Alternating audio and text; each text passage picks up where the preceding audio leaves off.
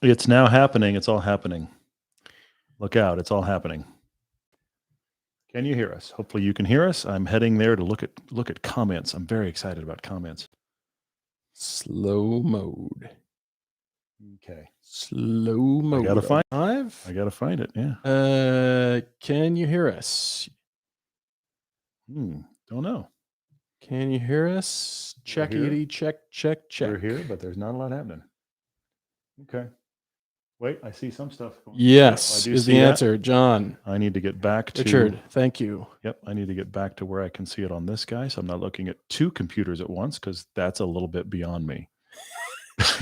Jordan, as good as I might be, two computers is officially too much.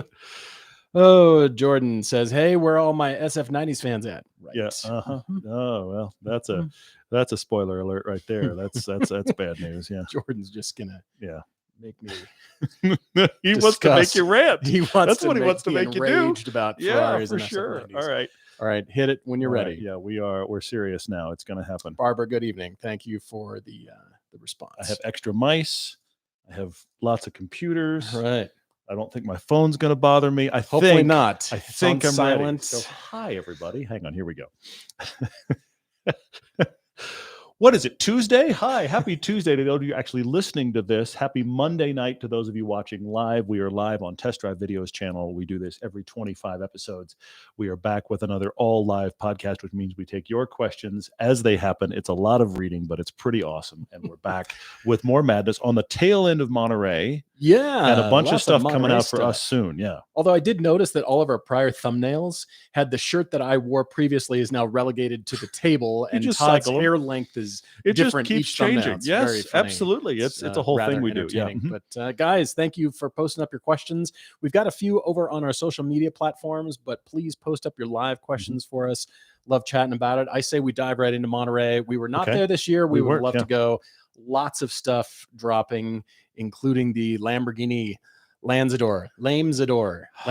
Did I mispronounce that? Lamzador? What was that? It's a thing. Somebody I don't know who that is for. Somebody had well, hang on. It's going to be fine. It's going to be just fine.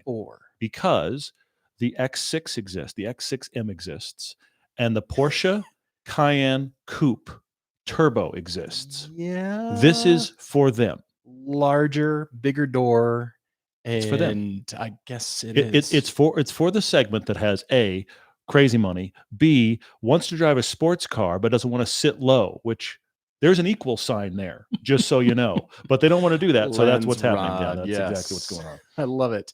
Well, we have not discussed the Mustang that was announced. It's kind of old news as quickly as the car news world moves. Especially at Monterey. Yeah. I was just reading a little bit more about it. And if you have not taken the time to inspect all the stats for the GTD Mustang that was released as a 2025 model, I was noticing that the front tire width is 325 millimeters. The rears are 345s. 325s were on the back of the GLS 63. And that was wide. That's supercar wide. Yeah. Those are on the fronts of the Mustang. 345s on the rear. I am astounded. Well, you broached the subject of who is this for. I feel this way about the Mustang because it doesn't actually work as a race car. People that just want to set ring records. But it doesn't actually work as a race car. It doesn't work Porsche for that classification. Ford. Yes, it's not actually a Mustang that most people are ever going to drive. This is a collection car. $300,000 Mustang that nobody will drive. Isn't the point of the Mustang to be somewhat accessible? Isn't the point of the Mustang to be a car you can drive? It's to crash into light poles when you leave a Cars and Coffee. There is that. The entire totally forgot about that. You're absolutely right. Yeah, I just Okay, we'll take a break from Monterey for the moment. I do want to come back to Ken Okiyama's birdcage concept, the Code 61, which I find rather intriguing. It also uses the Maserati MC20 wheels, but you got to do what you got to do. So let's come back to that in just a moment. Let's dive into questions. Mark in Ohio, Vampire Bear 13, thank you for writing. Really appreciate it. And let's see here. If a car guy buys a Tonale, is it quirky enough to check off the I owned an Alfa Romeo credential?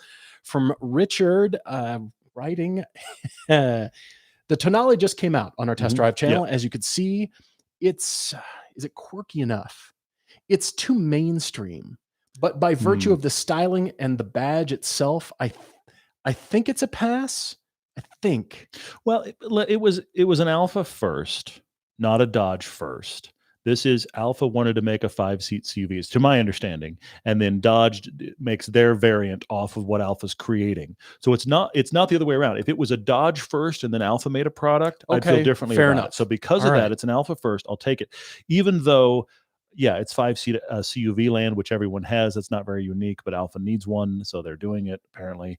I mean, I would say Julia or 4C definitely check that box. 4C for Tonale sure, is yeah. on the. Yeah, it's okay. Yeah, It's like if Mhm. you want to share that my first Alpha kind of thing, or I'm really a true My car enthusiast. first Alpha. I don't know. I've got my first Sony, and here's my first Alpha.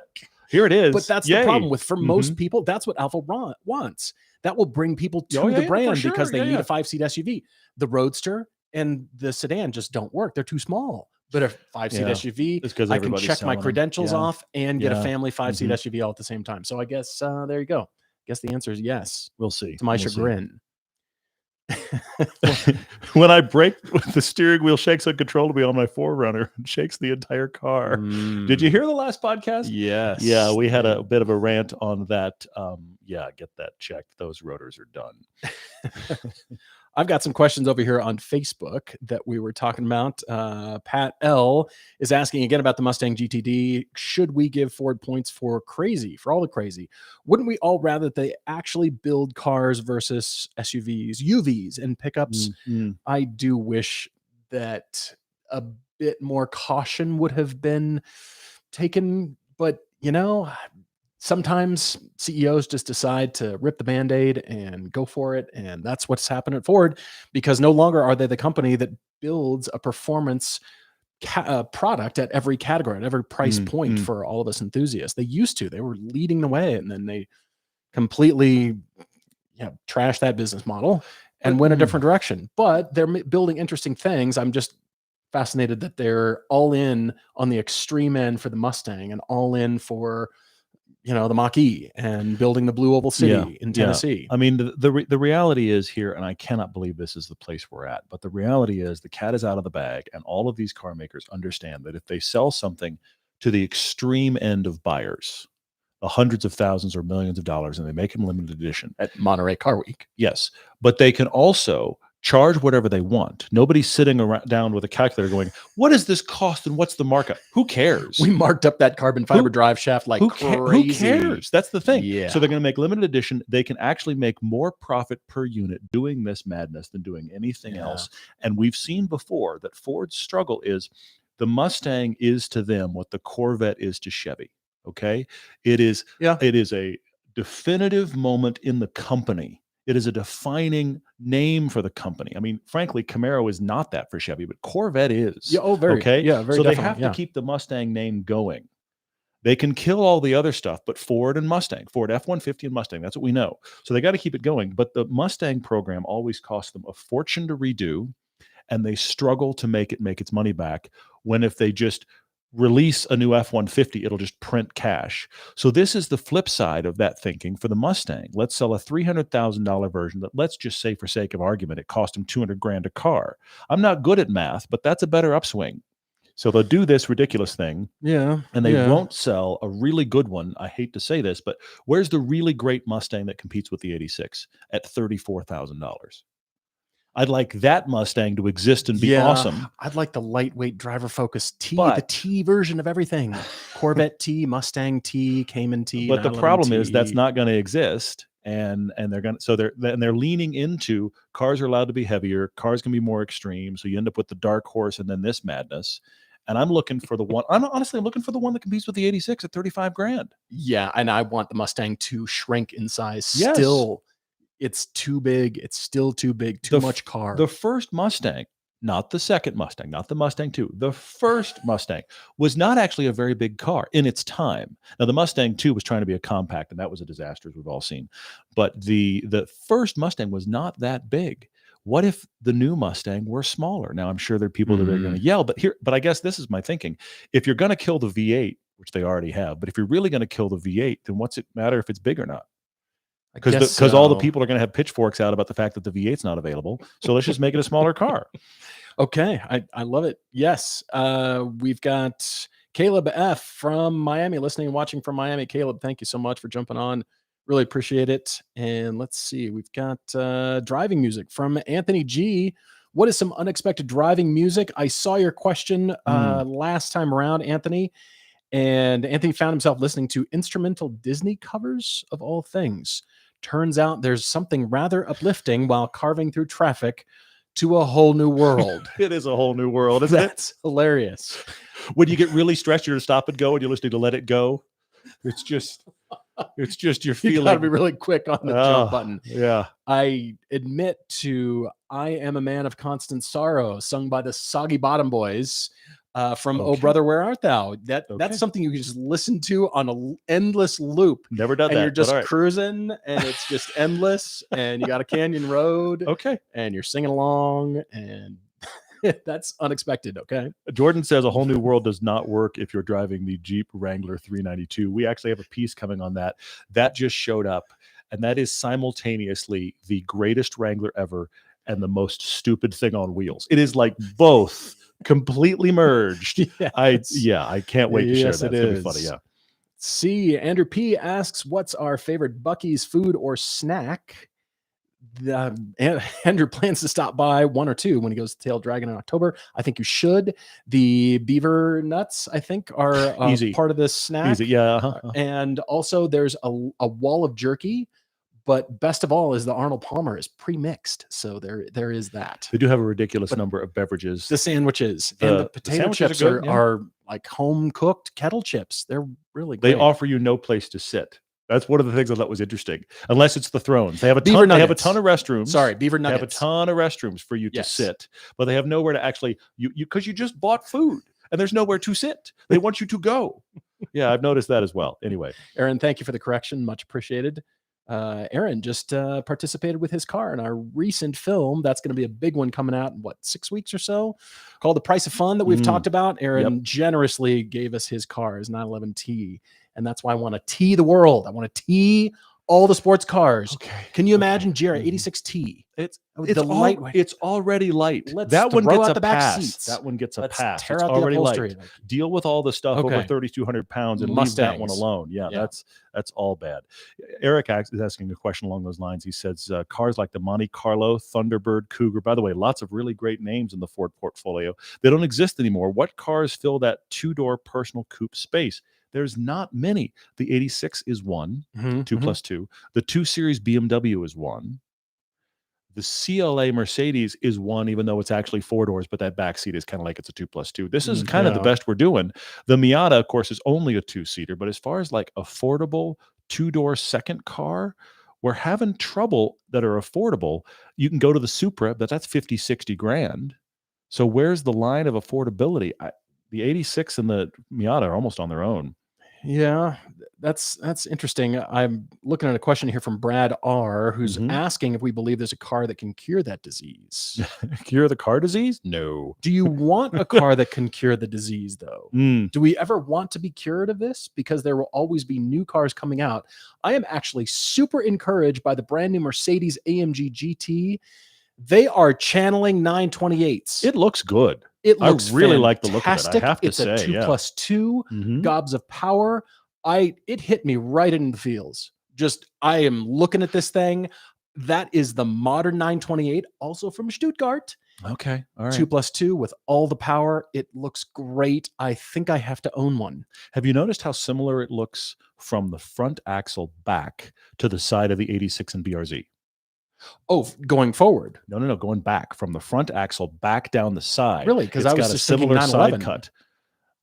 Well, From of course, it's B-pillar? competing with the 911. No. Just from the front axle back to like from just past the front fascia. Okay. Working backwards. That side of that car looks quite a bit Well, like the body 86 side. I was thinking the BRZ. profile is Oh more. no. The profile is That is just definitely 911. Yes. I mean, 911, 928. They 911 are has absolutely aiming infected for their it. neighbors Yes, across town. Absolutely true. Yep. I am Yep. in love with that thing. I'm reading all the specs. I'm watching Lewis Hamilton drifted on the little promotional video, and there's a lot of jump cuts and drone music and high energy music, and the car is just sort of like doop doop doop doop doop puttering around. It's not like hardcore slidey sideways because but- there's probably only one of them so far. But here's the other part of it. no one out there is debating if Lewis Hamilton can drive. We know he can drive. We know he can drive very fast. Absolutely. He's one of the best drivers in the world. Totally.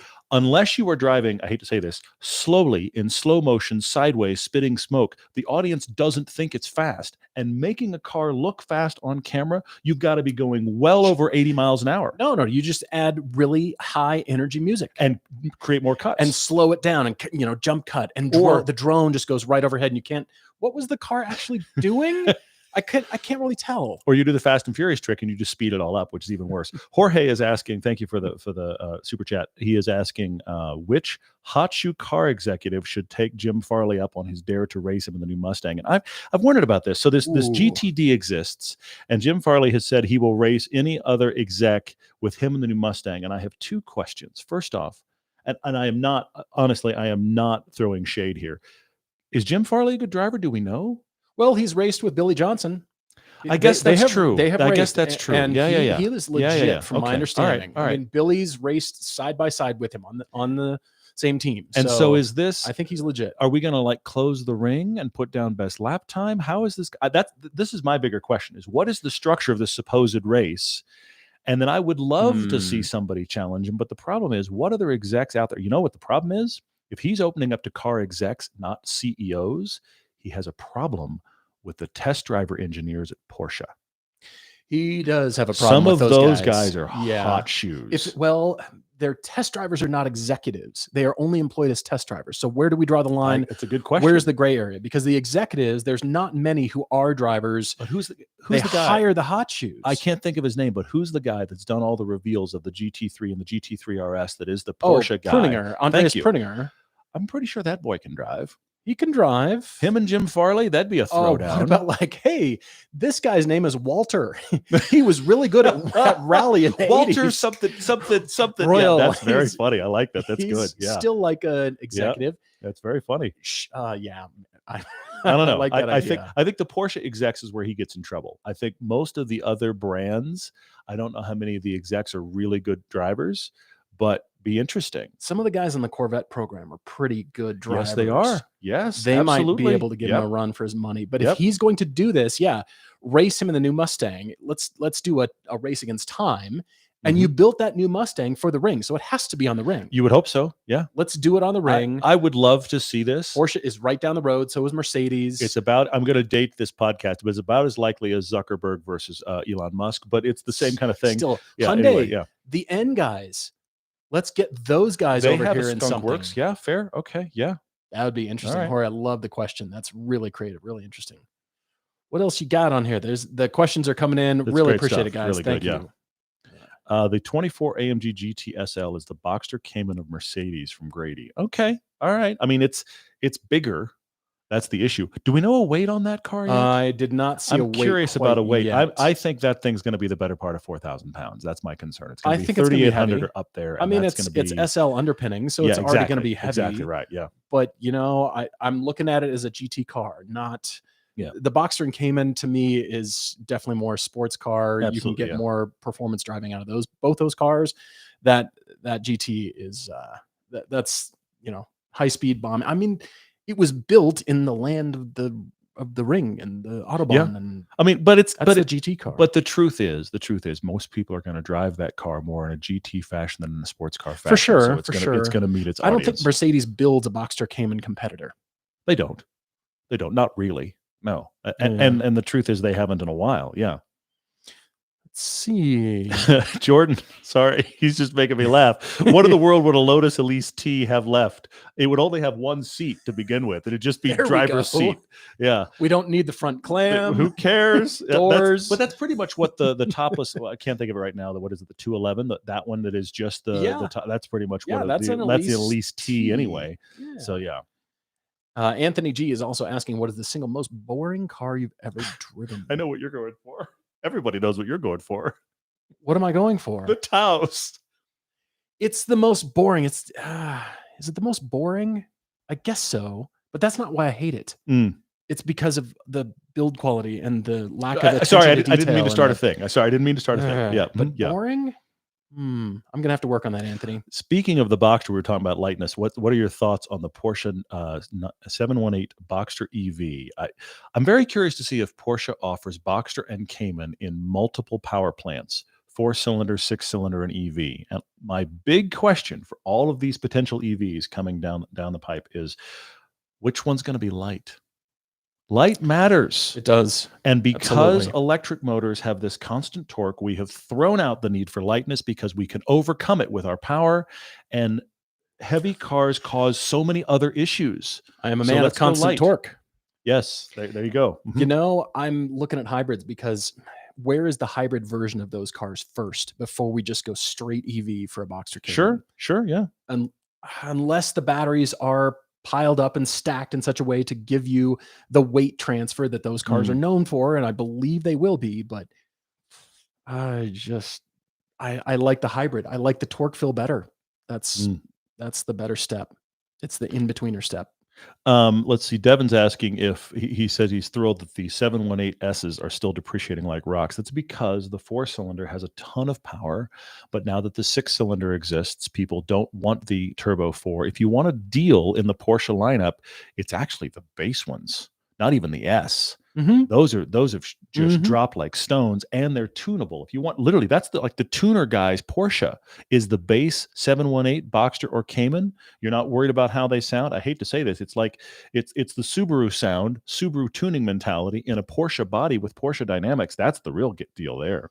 Here we go. Devin is saying Akio Toyota-san, who goes by the handle Marizo, in a GR Yaris Marizo to challenge Jim Farley in the GTD Stang. And it's going to have to be his old LC 500 race car because the Yaris is going to touch it. The Yaris can't touch it. Or but he'd be a good driver. He'd be a good driver. What if they resurrect the LFA Nürburgring edition? Sure. Yeah. Come on. You're right. There was an LFA that he drove. Right? That's a great one. He did drive that that's car very too. good. So something like that. Let's see. Hybrid Miata. We'll see. Look, the next Miata is bound to be electrified. We've talked about that before. What is that going to be? Hybridization. Mazda is going to worry about weight. That is a key thing to the existence of the Miata. They're going to worry about it. I'm very curious to see what it actually is. Let's see. Richard is asking me what is the right car to take on the Bourbon Trail? A limousine that is chauffeured. That you don't have to drive. You don't have to drive. I see it. Yep. Seriously, rent a car service. That's what people do in Napa. They just rent an Uber or something, just a car service for the day. I think there's companies that specialize in that kind of thing. So just have something where you don't have to drive. You don't have to worry about it. And when you buy a case of whiskey, you can just put it in the trunk and have it delivered. And there you go. Love it. McNow is asking, which is better for 60-year-old with hip, back, and knee troubles, a 2015 Corvette with Z51 or a 2016 Cadillac ATS-V? I'm going to guess, you're going to have to climb in both of them. I'm going to guess that ATS-V is going to be easier to get in and out of. That's my guess based on that description for sure. Jonathan Gower is asking for a Track Daily Crush, Porsche Boxster S, the BMW Z4 Twin Turbo, or the Mercedes SLK 350 all manual convertibles. Well, you know my love for the Porsche, so I'm going to daily that, and I'm going to probably track the Z4 because that's probably where it'll do the best. Except, you know what? I'm going to daily the Z4. I'm going to track the Porsche, and I'm going to crush the Mercedes. And I actually agree with you. I'm going to agree with you on that. I like the Z4. Yeah. I like the Porsche better on track. Yeah, there you go. We're actually making a new piece coming out Thursday talking about our new, and no spoilers to those that happen to know, our new project car. New project car, everyone. We have a project car. It's going to be we got a long-term loaner. Minimal build because it is us. There's not going to be any like grease-covered videos. But no. But we headers on this baby. We have a new long-term car that we have till the end of the year, maybe a little beyond. We're going to do some fun stuff with it. And I've been going through our past long-term series to put together some compilation stuff at the beginning of the piece, and I can't believe some of the stuff we've done. I'm very excited about this one. Can't wait to reveal it. That is coming, actually, that video is coming Thursday to our original channel. We'll talk about it on Friday's podcast, but it's coming very, very soon. It is not an Isuzu Via Cross. It is nor is it a Brat. I wish for those cars in the future. I don't know how relevant those would be. Nobody's going to watch that. Them. I mean, look, I want them just those of you that really dig in are going to watch them. But as far as YouTube interest, it's not going to get much, unfortunately. Yeah. Let's see. Nick F on Facebook is asking our experience with the Generation 3 CTS-V built from 2016 to 2019. I thought that was like 2014, 2015. But nevertheless, that third gen, what are our thoughts? They didn't get much press. It's because it just, even though it had the great engine in it, it's such a big, heavy car, and none of the rest of the interior really held up. It was just an oversized. It wasn't even the four-door Corvette. It was too big and heavy for that kind of thing. It had all the power, but then when you think $95,000 for this, it's astounding on track. The Magna ride makes it come to life, but then that weight cannot be overcome. And it's not like the M2 where you only feel it on exit and you don't feel it at first. You always feel the weight of that car. So therefore, it's just a burnout machine. It's just a Hellcat that doesn't drive as well as a Hellcat. I hate to say it. Interesting. Hellcats buried that car. They had more power and they handled better. The suspension was equally good or better. And you're asking me for both. Get a Hellcat. I'm a big fan of Chevy's CTS and ATS chassis engineers, but I do understand that the Hellcat is, I think, the more interesting choice in most cases. But James Chadwick is saying, other fun driver roads in Colorado other than Highway 550. James, how long do you have? There's a lot of them. There is, it's a scenic loop, and somebody's going to correct me, but it comes out of Boulder, goes up through Netherlands and up to Estes. That is excellent. There is the road that's on the eastern edge of the Rockies. I'm not sure. And then on the western edge of the state, almost to Utah, is one we're doing on our Colorado meetup. It goes through Gateway. Look at the road that goes through Gateway, Colorado. That's another one. There's just two. And in between those bookends, there's a ton. How much driving do you want to do? I mean, look at Google Maps and look at Follow the Squiggles. There's a ton of them. Trogdorf 147 asks if we think automakers will ever reintroduce popular ICE vehicles as EV targets get moved. Trogdor cannot see a situation where Dodge ever says, "We're just kidding," and we started making Hellcats again. No, not necessarily, but I'm just wondering. I was talking with Chance about this the other day, and I'm putting this out there as a Topic Tuesday, but I cannot put my finger on what exactly it is. But that is, car companies need to go backwards to move forwards, backwards in terms of thinking for style. I mean, BMW is a candidate here, and I wrote down my ideas here. It was about going backwards to stay relevant and still create the new. Like, the future is EV SUVs, but what about future sports cars and fun cars? So are they more divergent than ever before? We've talked about the 5-seat SUV with the battery on the floor that's 4 inches thick, and it's all the same, and they all drive the same. Fine, you've got your thing.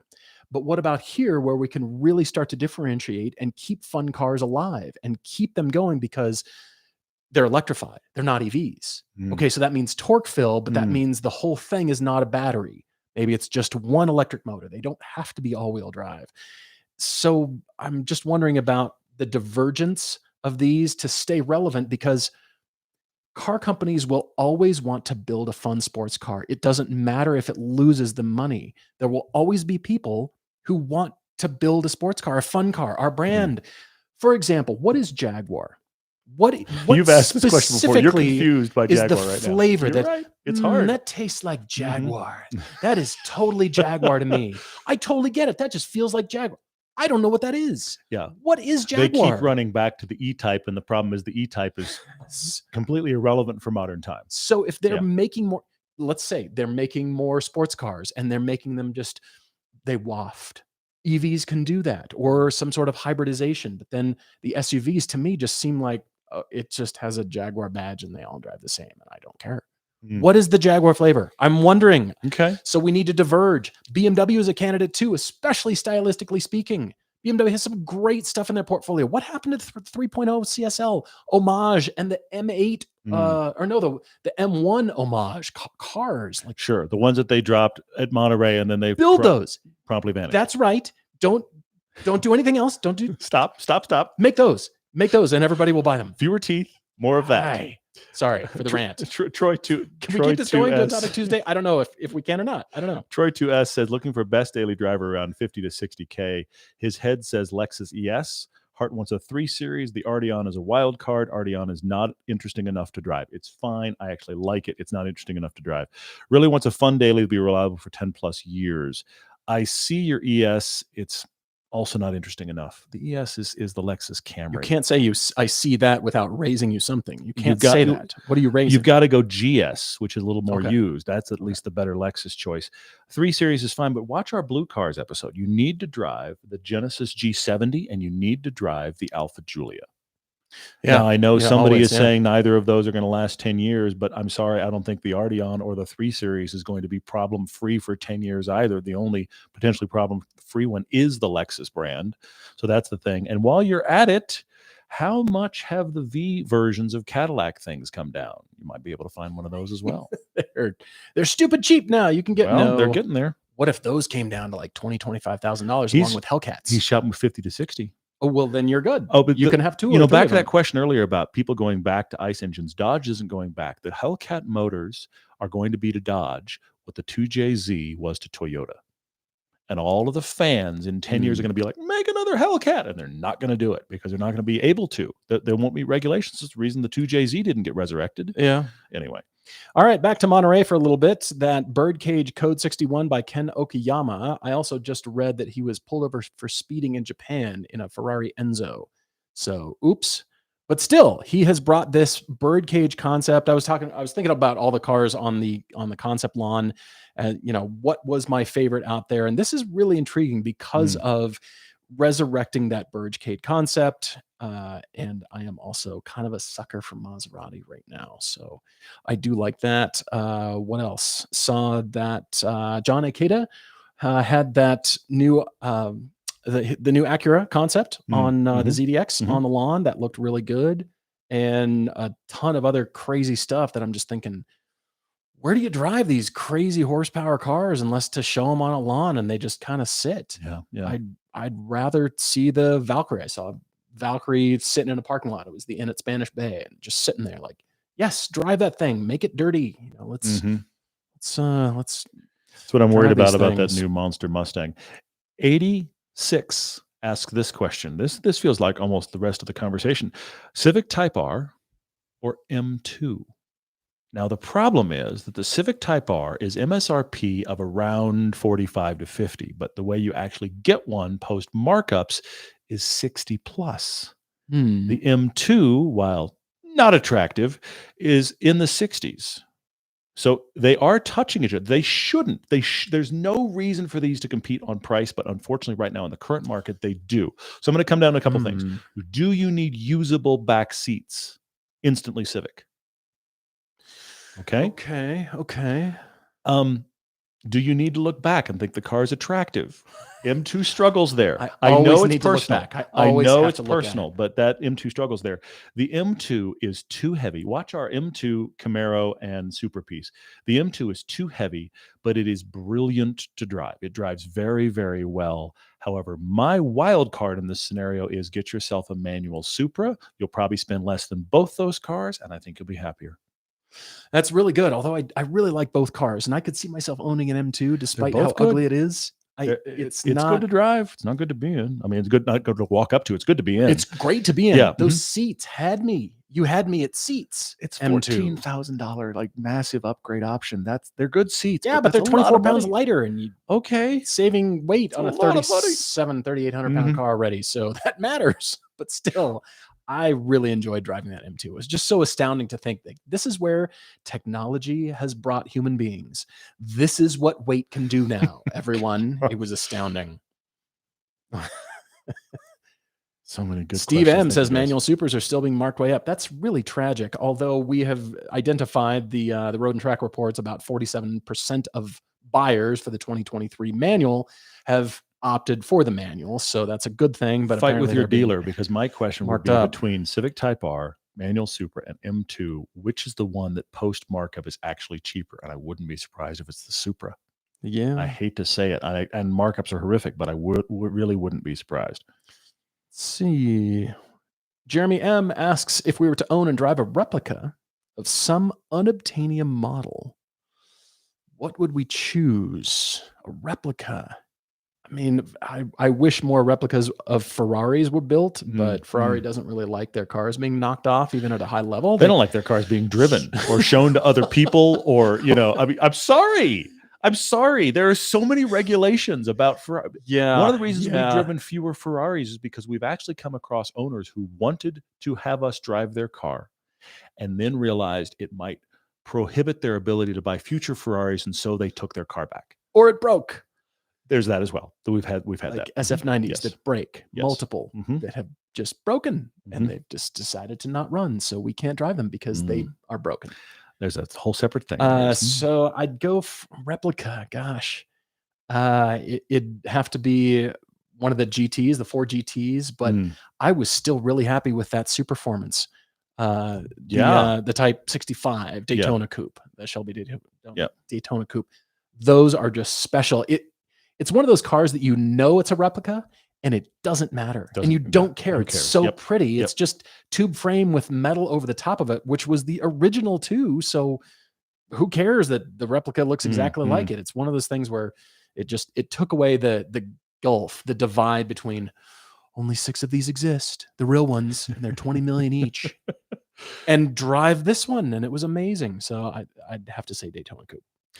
Let's see. Pokey YJ says there's a continuous push from auto manufacturers to add more and more complexity and technology to vehicles. Seems like the consumer habits would suggest simplification is preferable.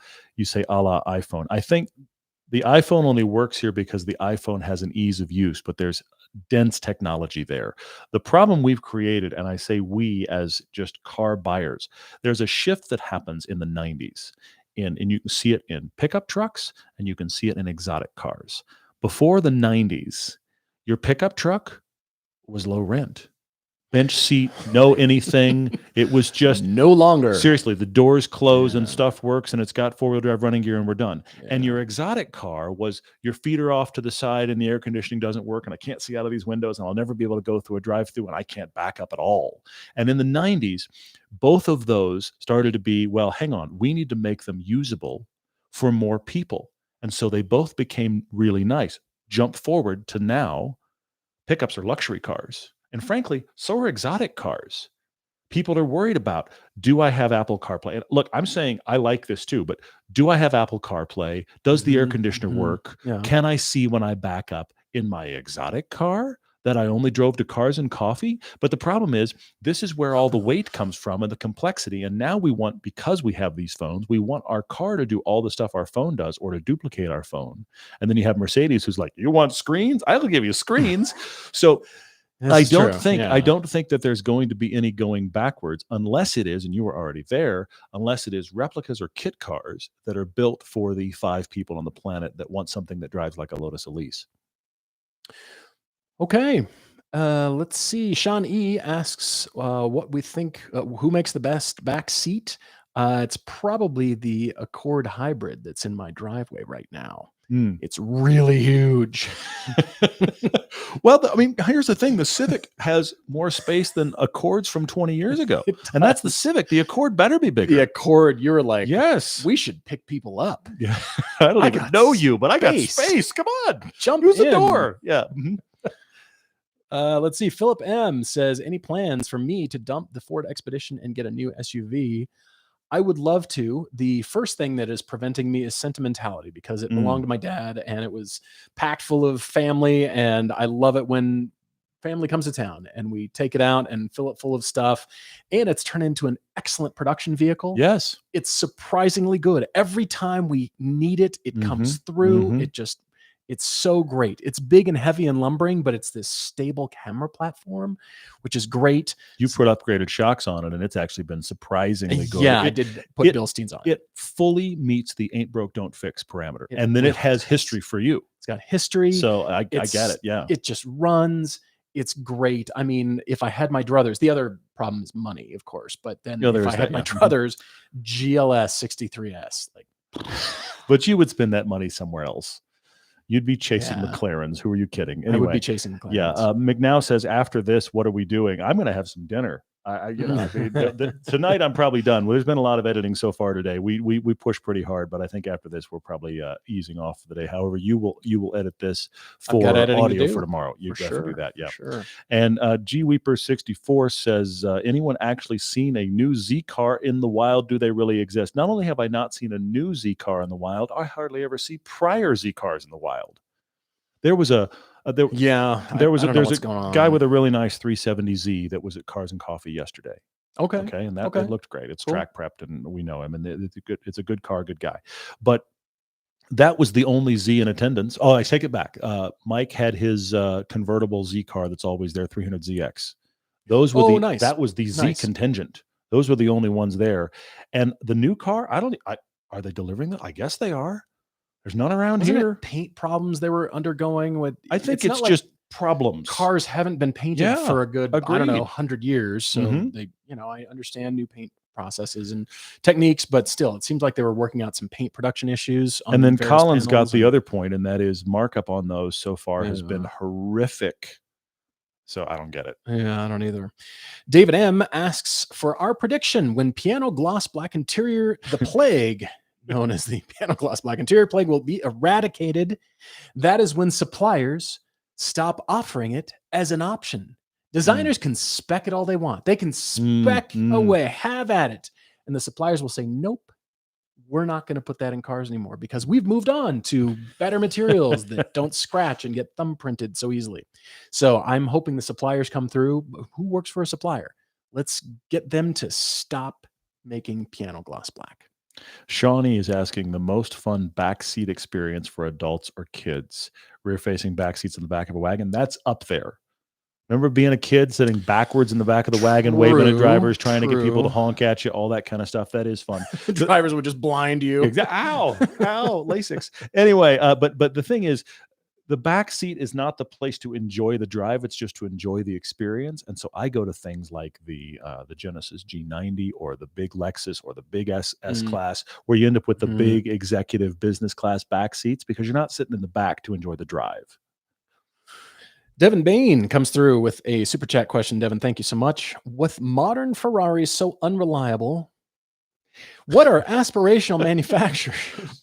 There's so much coming on that. Anyway, okay, go on. What are some aspirational manufacturers that won't bleed you dry or leave you stranded after you've owned a Porsche or three? Toyota Supra. Okay, but is that an aspirational manufacturer? Okay, aspirational manufacturers. That's the hard part won't there. Bleed you dry. Yeah, that's difficult. It's got to be just under like Maserati or something.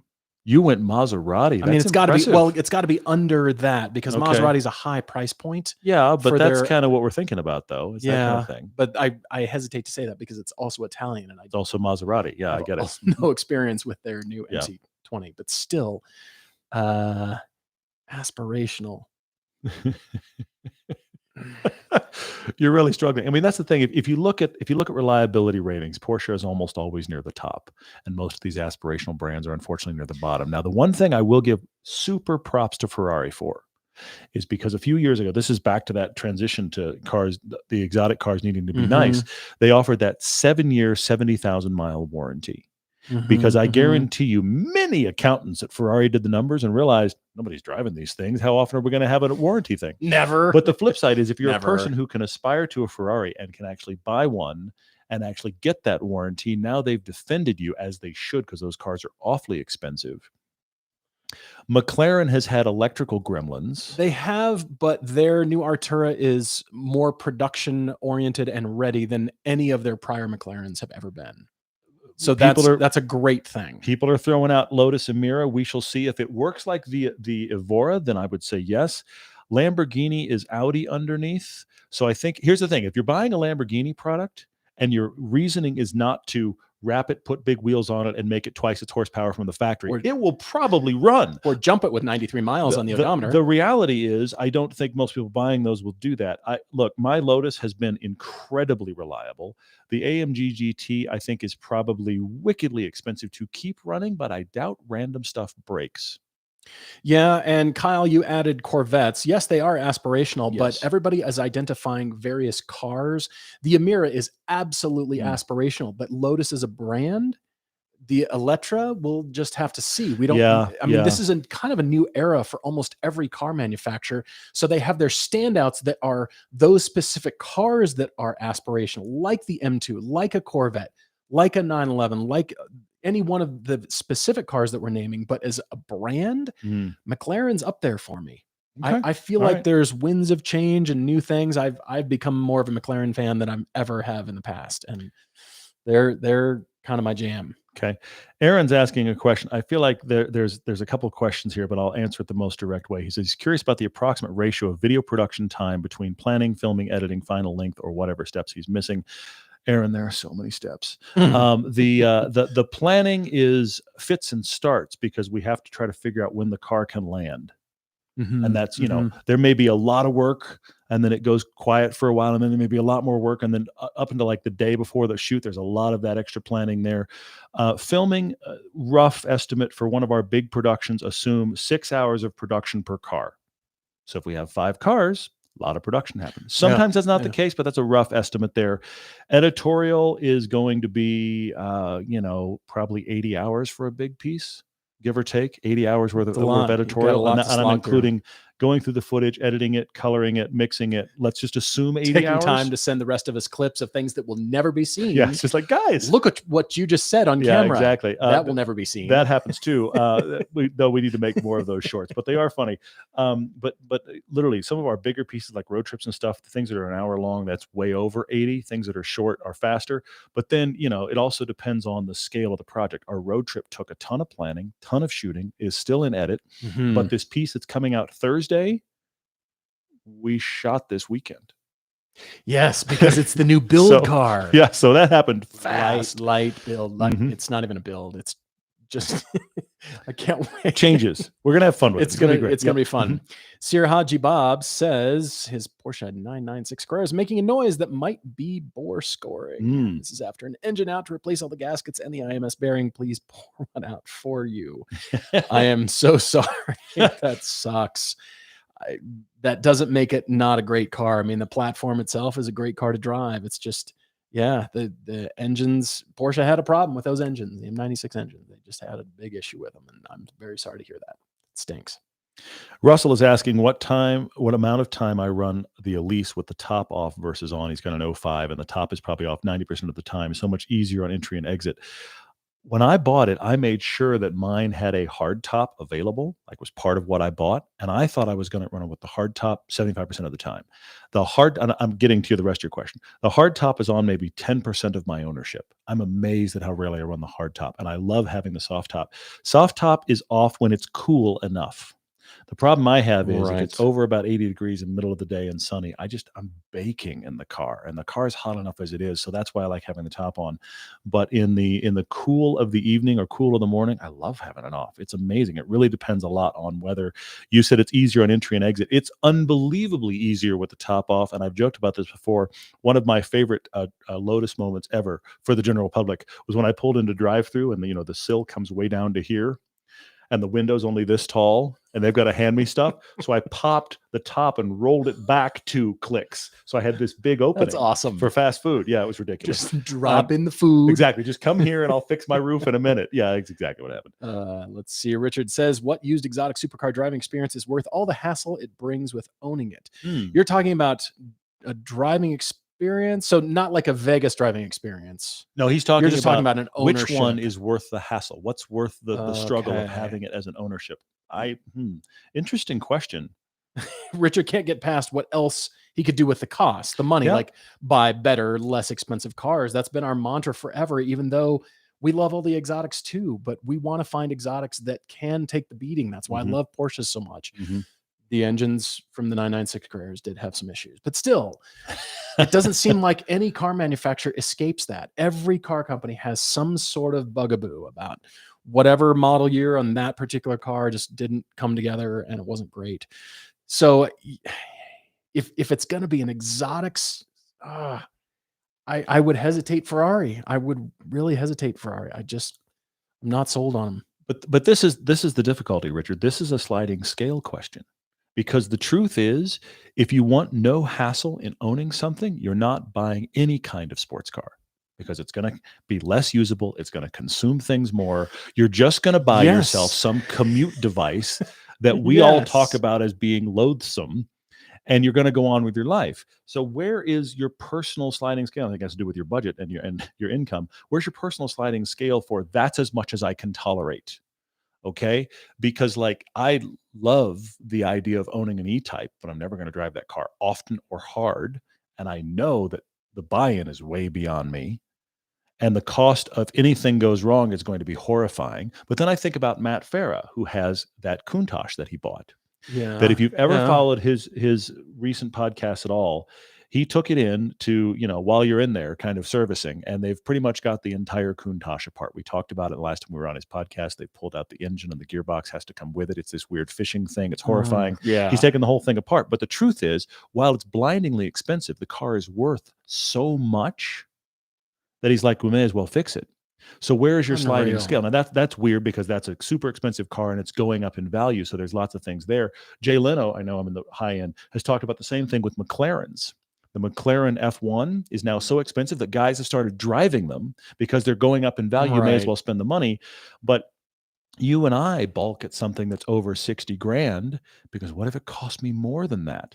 I will say a V12 manual Ferrari is worth the hassle, but bring the cash. Okay, so Mondial. That is the Ferrari that I will recommend. Okay. Mondial with V8. Somewhat cheap. You're still going to put money into it. Yes, it's exotic by virtue of the care and feeding you have to put into it. That makes it exotic. But the reactions when you say yes to people's question, hey, is that a Ferrari? And you get to say yes. You're not driving a Lotus and they're confused. Yeah. Mm-hmm. You are in a different category. That's it. Mondials. I'm attracted to them because they are so cheap and you don't have to put the money. Well, you do. It's exotic, but it's a cheap exotic. What do we think is the cheapest entry into something with MagneRide? Vets have had it for a while. The Chevy SS has got it. That's a good one as well. Those are both very good. Mandy is wanting me to call out the Discord. If you'd like to continue having many, many discussions, our Discord is something that happens for all of our patrons. Go to our website. You can actually get on Patreon, and that gives you access to the Discord. And that is a whole life of its own. That's a whole ecosystem that you and I drop in on and go, wow, it's grown since the last time we were here, which is like the day before for me, but still, it's very cool. Let's see. Ryan Stamp is saying to me that I just stated all manufacturers are resetting. So the question is Ford going back to its roots and just producing cars for the masses, excluding the Mustang? Yes, I see it in their business plan. I see it in Blue Oval City. The more that I read about Blue Oval City, it's entirely designed to spit out the 5-seat SUVs that are all EVs. And that is resetting to their roots in a way because they're just huge mass production. That's got to be bread and butter. I mean, the truck is F-150 is not their roots necessarily, but it kind of is because they made it for so long. I mean, that just comes right out of the factory and they just sell those trucks. I kind of feel like all the options that are on the table and continue to be explored. I'm doing a lot of reading about solid state batteries now and really understanding more about what could be and the potential for that, which is amazing. However, we're not there yet. So my question to all of you is, what happens between then and now, that space of all the EVs that are going to be built with lithium ion batteries? What's going to happen to all those cars? Because, okay, they'll still be around, but I don't want the low range and the used battery that car represents. So no, I'm not going to buy that. I want the newest, hottest, latest technology. So I think every car manufacturer is going to apply new technology because it's coming at us so quickly. They're going to apply it differently. Mazda is going to apply it completely differently to the Miata. They have to. They're going to have to. Obligated to. Absolutely. In order to keep that car, anything connected to the roots. Yes. Everybody will apply it differently. And so we're entering a different age, but I see a lot of future promise from all this because manufacturers will do different things. I mean, Honda and Acura with the ZDX, that's built on GM's Ultium platform. Does that mean it will drive just like the Blazer and the Lyriq and whatever comes from Buick and all have the same chassis? The Silverado EV and the Hummer. And this is a problem, yeah. So Haji Bob says, any fast blasts in the work? I want to clarify this. Our fast blasts were something we did for our original channel, and that became what we do on Test Drive. We now call them Test Drive. There's one every Sunday. Let's see. The last one was the Alfa Tonale on this channel just yesterday, actually. And this coming week, here's a spoiler. This coming week, we have our wrap up of this year's awesome pilgrimage trip. If you went on pilgrimage this year, you've been wondering where your video compilation is. That is coming this week, and it's really very, very good. That's coming soon. Yeah. If you didn't go on the trip and you're wondering, could I be in that video in the future? Yes, you can. It's not the reason to go on the trip, but you can be in the video. Yes. That's the only reason. That's the only reason to Pay go. all the money. Yeah. Mhm. You're on track, but that's irrelevant. You just want to be in the video. You can do that too. So man. It's designed to make it so we want you to be there. Devin Bain is calling out Ferrari 308s. Yes, those are pretty interesting, though. I feel like they're still going up. 308s, 328s, everything's going up. It's unbelievable how much things have grown. But anyway, I have not seen, Carlos, the Gran Turismo movie. I can't take it seriously. I can't take it seriously. I keep seeing Orlando Bloom, and I instantly jump to Lord of the Rings. And I'm just like, really? This is where we are. I just saw it advertised as Rocky with cars. That's a big no for me. No, that's a desperate attempt to get non-car people to go. Is Stallone in the film? He's not. So, but it's a desperate. I can say, hey, Rocky with cars and structurally, racing. I can totally see it. It's Rocky your underdog. You've got your training montage. You've got your old craggly guy that says you're never going to do it, even though he's not old and craggly. He's David Harbour. But anyway, you've got all these people that are saying, "Kid, you'll never make it. This isn't for you." Structurally, it's very similar, and it's a desperate attempt to get people that will go to a boxing movie or think Rocky's amazing to go to a movie about cars, because to the person that's not a car person, it's a movie about racing. I don't care about racing. I'm not going to go. I hate to say it, but that's the truth. I just think it looks goofy. I hate to say it.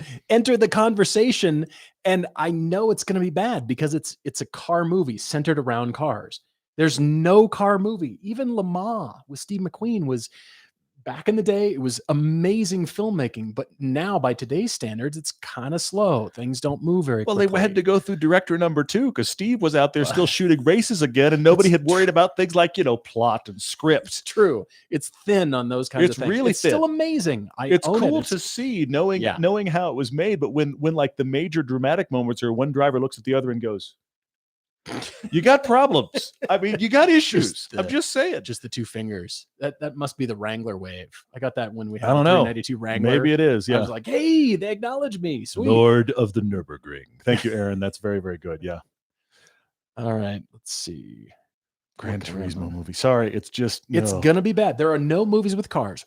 Fast and Furious is an ode to bad movies about cars. That's like leading the pack. But then all the rest of them, it's like a graveyard of bad movies. Ford versus Ferrari is excellent. Okay, that is the standout. But thank you. But here's thank you for the salve. Rush from Ron Howard. Ron Howard is a very interesting filmmaker. If you look up Ron Howard on IMDb and look at the stuff he's done, I'm struggled to see any modern filmmaker who's worked in more varied genres or settings than Ron Howard. This is the guy that made Far and Away, Western Land Rush movie, Apollo 13, and Rush. Just those 3. Okay. Forget Backdraft and a bunch of other stuff he's done. But anyway, But Rush is a fantastic historical film about real things that went on in racing. But because it's an old car racing movie, by and large, nobody went. So you wind up with Gran Turismo having to be sold as Rocky with cars. Because Rush we have very 2. good. It is very good. I forgot about that. So we've got 2 movies that are, and I just read from 86 on here about Days of Thunder Revived. Since Tom has now done Top Gun. Oh, he comes back. 2. He comes back in Days of Thunder 2. Let's do all the catalog. This is what the Brad Pitt movie, F1 movie is going to be. I hope it's not an embarrassment. He plays the older guy. He plays, if you will, the Maverick, the old Maverick in the F1 movie. That's exactly how it's set up. But that's for F1. Let's have NASCAR and Tom Cruise back doing Days of Thunder 2. He's the crusty mechanic. And I'm bringing it full circle because Stallone did a car movie where he did exactly what Brad Pitt's doing in the F1 movie. That was Indy cars. It was Stallone. He's going to come back. By the way, Stallone is not built like a rock climber. I'm looking at you, Cliffhanger. No. And he's not built like an F1 driver. And he comes back in what was it called? Driven. And he's the big mentor. And then that's exactly what Brad Pitt's going to do in this F1 movie. He's going to play that role. Hopefully it doesn't suck. We'll see. Let's see. Oh, and Jordan says the car chase in the beginning of 600 Ground was a blast. Jordan, did you know there's a Maserati Quattroporte in there? It gets totally wrecked. It's just decimated. When but it was tumbles, in you there. can see the cage, You can see the cage in which there, is yeah. really cool. But Yeah. Quattroporte was awesome. You're right. That Excellent. Jordan, that's one of my all-time favorite car chases because Michael Bay, here's the thing, he went to Art Center where you went. Yes. And then he left Art Center and he became like the go-to guy for TV commercials for car makers. And he was on like contract with BMW for a while. When BMW was doing their ultimate driving machine stuff, he was their guy.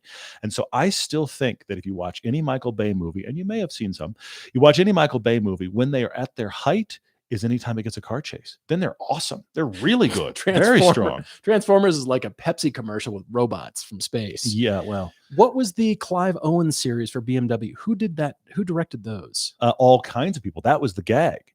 Frankenheimer and David Fincher, and every single one was directed by a different Those guy. were interesting. Yeah, those are 20 they were fantastic. years or more older. They're really, now, really but good. Those Yep. were the Hire. Thank you, Devin. Yes, that was fantastic. But that was, it wasn't necessarily about cars. It was BMW heavy, but there was actually a plot to it. It was actually pretty interesting. Well, it was also the thing that really launched Clive Owen to another category too. Which Yeah, is really we good. need to go revisit that because I just need something to clean out the car movie brain here. Oh man, Let's see. Holy moly, we're already at the top of the hour. Do you we realize are. We've been we got a few more to do, but chatting it's for an great hour stuff. here. Baby Driver is another excellent car movie, even though it's a heist movie. I couldn't get through that movie. Really? I couldn't get through the first 20 minutes of Baby Driver. of Baby Driver. Not the driven one with Baby Driver. Really? I'm sorry. I turned that off. Okay. I all right. could not get I through think it. that's I'm sorry, pretty darn Devin, good, but okay. oof. All right. It's also really funny to me that in the opening scene of that movie, they used 3 different WRXs to be one WRX because they had to have special WRXs that would do things like rear wheel drive drift. Ring out No, the they like built specific out, ones to yeah. do specific stunts, which is very, very cool. There's some great driving in that movie. Okay, so we need best villain car. Villain car. I still come back to Ronin. That movie is a definitive great movie. It's not a car movie, but the car chases in that are definitive still to this day, and they were real too. That's what made it special. So it would be the M5 and the lead, and oh yeah, Jean Reno stands up out of the sunroof for the brown Mercedes diesel and fires a rocket at the car. Yeah, you keep coming back to that. That's really, So really good. funny. Somebody is throwing shade at Oppenheimer, and the weirdest thing about Oppenheimer, Anthony, is I will say this: it is really not a movie about dropping a bomb, which you'd think that's what the movie's about. Admit I have not It's seen it yet. Really not about that. I've And not seen if it you yet. kind of go in expecting that, then the whole bomb dropping part of it is like it's like a side plot. Which is not what you expect. So yeah, I get where you're going. I see your thinking. I think it was excellent though. Let's see. Aaron Butler saying of the early 1980s poster cars, Testarossas, 959s, and Countach, the Testarossa is the only 5-figure car today. Is it the cheap 1980s hero or justly priced for not being very good? See, I love the Testarossa. That is one of my faves. Watch our really inspiration like it. piece that we did for TV. That was me driving the E-Type and you driving the Testarossa, and us talking about the influence that those cars had on us. That piece is on YouTube and actually it's one of the ones I'm most proud of. It worked out really, really well. And you say some great things about the Testarossa. I think it is unloved in that group. I think it is much better than people suspect it to be. Yeah, and it's got the Ferrari Monterey Car Week overlap, so it's like including Testarossas in the absurd pricing now that they're just shooting up in value now, which is crazy. So, if we have a pool of Porsche, do we have a font of Ferrari or the lake of Lexus? Possibly, except I think that the thing about the pool of Porsche is when people enter, they don't leave. Once people find Porsche and decide all they'd like to do is buy Porsches, I feel like there's no talking them out of a Porsche product. All they want to do is buy Porsche. This guy. And I do feel like guys that buy Ferraris typically see the issues with a Ferrari or other brands. They're like, even if they keep buying them, they're like aware. But the fact that they break, you're talking about, is that one of the issues? That easy, they break? Easy. There's a whole subplot going on here. But anyway, yeah. Hybrid electric power system failure. Colin is asking a very interesting question that could be another 20 minutes. I'm not going to go that far, but he says, is more engagement always better for enthusiast cars? At what point does engagement overstep enjoyment and become an annoyance? Colin, the three of us, Paul and I and Chance, have debated this heavily of late because we have the C8, Mhm. which is heavy and fantastic to be in and great to road trip in, and the counterpoint to my Lotus. And we have my Elise. Yes. And because of our yes. recent road trips and recent shoots, all three of us have driven my Elise. And Chance has one of the loudest exhaust street cars I've ever encountered. Yes. It's And loud. he gets out of my Elise and goes, "That's just too much for me," which I think is hysterical, by the way, that happens. But I get in it, and I'm very sound sensitive, and I actually think it's amazing. I just deal with it. I put on my headphones. I call it a day, and you appreciate it, but you're always happy to get out. So Yes, among the three of yes. us, we are all obsessed with cars. We're all obsessed with cars giving us sensations when we drive, but yet just among us, and we're also all the same size guys. That's the other thing is interesting. And yet just among us, who fits in what, who prefers what, varies a lot. I do think for the average person, there is a very low tolerance, which is why most sports cars and supercars have gotten so staid Mm. and so distant, because the average person wants their sports car to be as cosseting as their luxury car, and they shouldn't. It shouldn't be that way, but they want that because they got used to it, and now they're like, "Why? This ride's rough and it's loud, and why does the transmission do that?" And so this is the problem. I told you years ago, I was at a car show and I overheard two people talking about the latest Ferrari. It was on the stand, Mhm. and one of them commented, said, "Look at that interior. It's nowhere near as luxurious as the Mercedes. I'd totally get the Mercedes." My jaw hit the floor. I just couldn't believe that's what I heard, but that's where we were. And yes, Vampire Bear. Guy Ritchie did the one with Clive Owen and Madonna because they were married at the time. They aren't married anymore, but they were at the time. And that is one of the funnier ones because Madonna agrees to kind of be abused over the course of that. She ends up being this super diva. That's And so he right. drives really aggressively and throws her around the car because it's Guy Ritchie and she was married to him and it was early on in their marriage and she agreed to it. And that one is very, very funny if you can find it. Guys, thank you so much for all your questions. If we've missed something in here, we really, please keep asking. We Yes. post for questions on Mondays and Thursdays, for publication on Tuesdays and Fridays. And the live streams are every 25 episodes of the podcast. So you've hopefully noticed that by now. And they're appearing here on our Test Drive channel. And here's the thing, the next live one, of course, not only will that be 850, but that is the crazy one where it's questions, no cars. That one gets Yikes. nuts. So we'll Yikes. brace ourselves for that. But we actually like doing these lives. It's not something we can pull off all the time, but we like doing them. Thank you guys for joining us. Thank you for the super chats that happened. And it's just great to have you with us. Yeah, thank you for sticking with us all the way through to the end. And a big shout out to our friends at Griot's Garage. They truly make the best products. And it's fun to tell my neighbors about Griot's because they see my car. I can't get anything done. People, this is That where is we're true. at. Yeah, that's fair. I'm the That's car fair. guy in the neighborhood. I know you're the car guy in your neighborhood. Yes, for sure. Yeah. And I'm out there washing, and people come by and they're looking at the Corvette or they're looking at something, and I get to tell them about Griot's and what a great products. Well, here's the thing. I actually was headed to Cars and Coffee yesterday with my son, and the Lotus was filthy from the last time we shot it.